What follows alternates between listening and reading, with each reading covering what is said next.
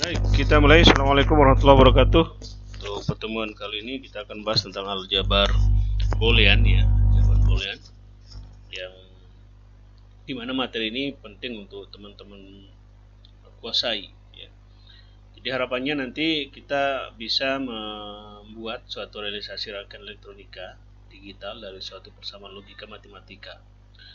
Kemudian dari persamaan logika matematika tersebut bisa kita modifikasi sehingga menghasilkan realisasi rangkaian dengan jumlah gerbang yang minimal atau yang optimal. Baik, kita akan mulai. Rangkaian digital yang ekivalen dengan persamaan logika. Dicontohkan di sini ada sebuah persamaan logika A dot B tambah plus C. Kalau kita implementasikan dalam bentuk rangkaian digital, maka persamaan matematika ini akan bisa menjadi gerbang seperti ini, rangkaian logika seperti ini. Bisa dicek ya, bisa dilihat, diperhatikan A dot B atau A kali B ini kan menggunakan gerbang N ya, gerbang N. Kemudian hasilnya nanti dari dua masukan A B ini akan dijumlahkan dengan C, maka kita memerlukan gerbang OR. Gerbang OR. Nah, nanti di gerbang OR ini ada dua masukan, yaitu hasil dari A dot B pada gerbang N kemudian ditambah dengan masukan C, sehingga hasilnya adalah X sama dengan A dot B atau kali B ditambah dengan C. Jadi sederhana ya, sederhana seperti itu. Baik, kita akan lanjutkan dengan urutan operasi. Operasi bilangan biner hanya mengenal N dan OR ya. Hanya mengenal N dan OR. Jika ada terjadi operasi N dan OR bersamaan tanpa ada kurung, maka yang didahulukan adalah N. Kuncinya. Jika ada dua operasi N dan OR bersamaan tanpa ada kurung, maka yang didahulukan adalah N. Misalnya, ini X sama dengan A dot B plus C. Ya, sama dengan dalam kurung A dot B dalam kurung plus C. Di mana A dan B di N-kan terlebih dahulu, baru di-OR-kan dengan C atau baru dijumlahkan dengan C. Ya. Jadi A dot B plus C itu tidak sama, ini simbol tidak sama ya. Tidak sama dengan A dot B plus C, tidak sama kalau kita jelaskan ya, tidak sama. Baik, ini contoh rangkaian ekivalen, rangkaian contoh rangkaian dengan inverter ya, ada inverter ya. Kita akan lihat bahwa X sama dengan, dari gambar rangkaian ini bisa diperhatikan ya, ada masukannya, ada A, B, C dan D, kemudian ada inverter atau ada NOT ya, NOT di mana masukan A kemudian dinotkan atau dibalik jadi A aksen atau A inverse. Kemudian gerbang N ini bisa dilihat ada tiga masukan A, B, dan C masuk pada gerbang N. Maka keluarannya adalah not A atau inverse A kali B kali C. Kemudian pada gerbang OR bisa dilihat masukannya adalah dari sini A, kemudian ditambah dengan D, hingga hasilnya A tambah D.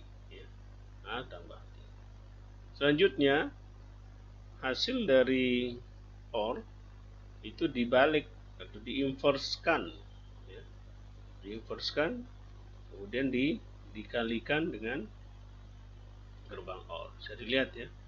Jadi A aksen B kemudian diinverskan A plus D dikali dengan menggunakan gerbang OR. Sehingga hasilnya X sama dengan A dot BC dalam kurung A plus D aksen. A plus B aksen. A plus D bukan B ya. Baik, selanjutnya kita akan lihat pada slide berikutnya. Nah, ini menarik karena merupakan bagian yang sering kita temukan. Karena dalam tabel kebenaran rangkaian digital ini juga penting, perlu saya jelaskan di sini ya. Karena bagaimanapun juga bahwa kita menguasai rangkaian logika, teman harus juga menguasai bagaimana menghasilkan sebuah tabel kebenaran ya, sebuah tabel kebenaran. Contoh, buatlah tabel kebenaran untuk rangkaian X, A, aksen B, C dalam kurung A plus D di inverse atau dibalik. Ini ada lambang inverse. Kita akan lihat tadi sudah kita sama-sama ketahui bahwa masukan dari gerbang atau rangkaian logika ini ada 4, A, B, C, dan D. Maka dalam pada saat kita membuat tabel kebenarannya itu, maka bisa dilihat di sini ada D, C, B, A ya. Dengan urutan, karena ini pas masukannya ada 4, maka jumlah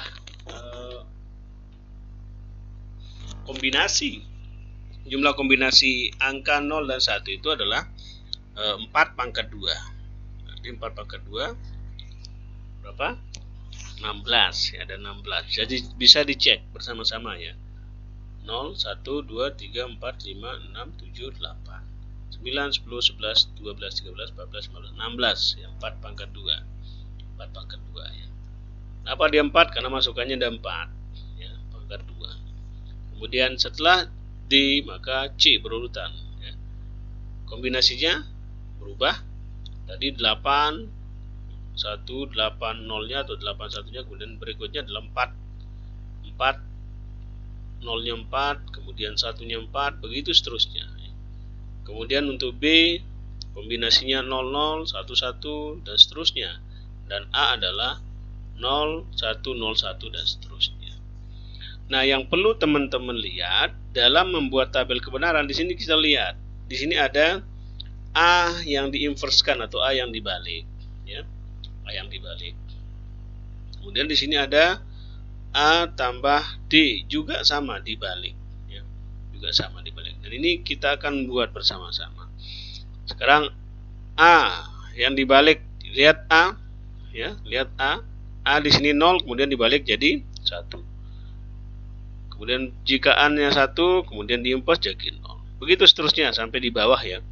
Kemudian di situ ada B kali C ya, ada B dikali dengan C. Maka kita akan buat tabel kebenarannya. B dikali dengan C. Lihat, masukkan B dan C.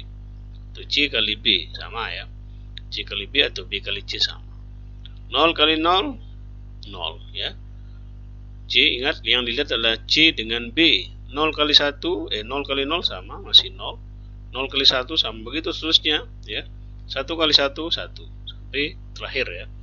Kemudian A tambah D di inverse. A tambah D. 0 tambah 0 0 dibalik jadi 1. Begitu seterusnya. Nah, barulah kita kalikan ya. Kita kalikan A aksen BC. A aksen 1 kali 0 0 ya. Kemudian dikali 1 0 hasilnya ya.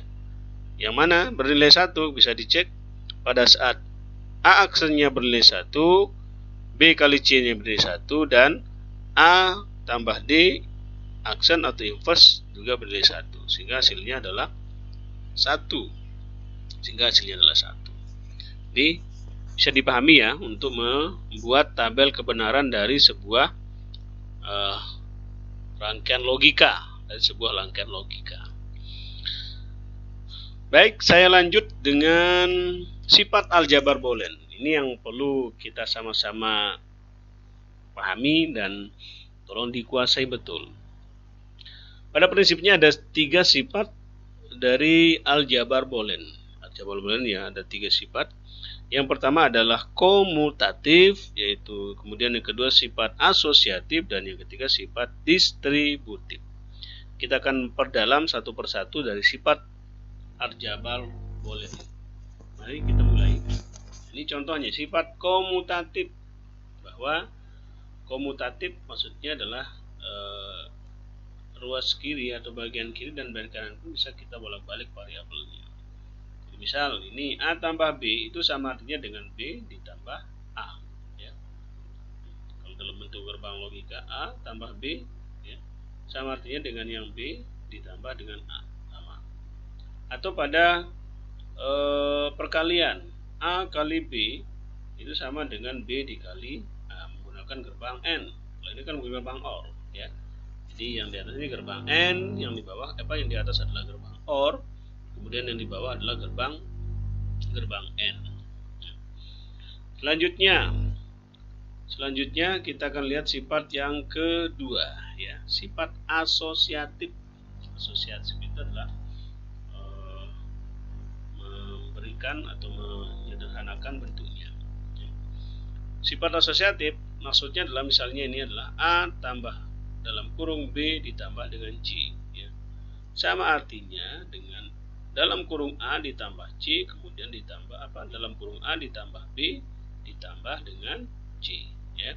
Sama artinya dengan ini, A ditambah dalam kurung B tambah C sama dengan A dalam kurung A ditambah B tutup kurung ditambah C.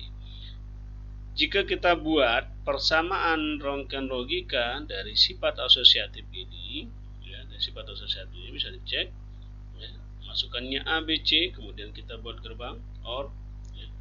Hasil gerbang OR ini B tambah C, kemudian ditambahkan lagi dengan inputan A, ya. Jadi A tambah B, A tambah dalam kurung B tambah C.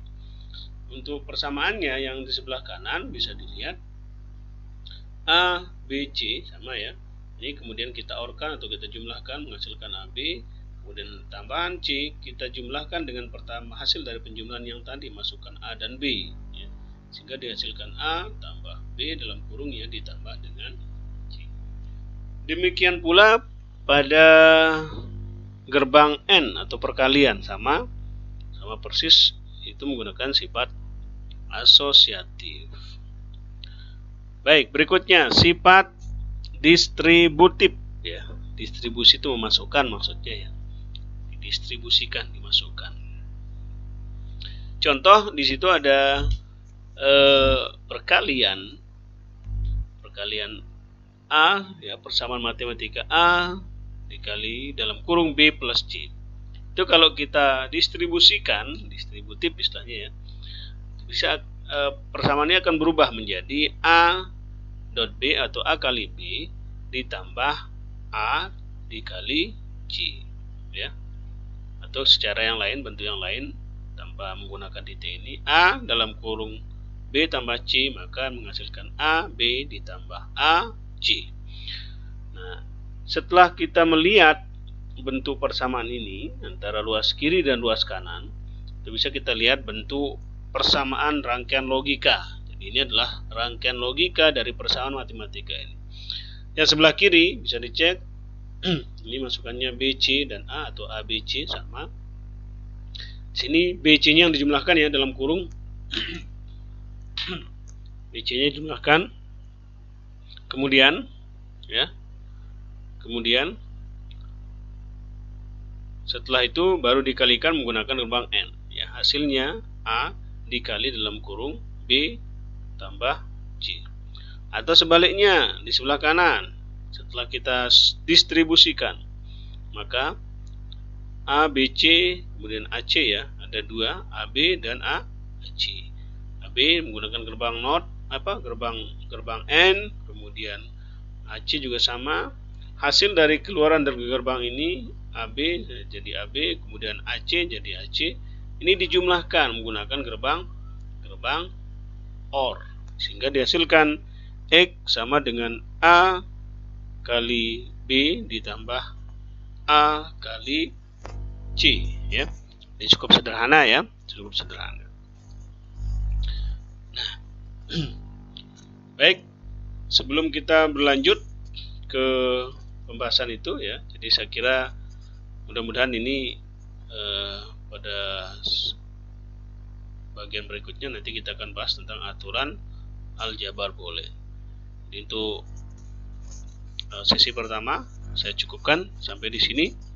Demikian. Assalamualaikum warahmatullahi wabarakatuh.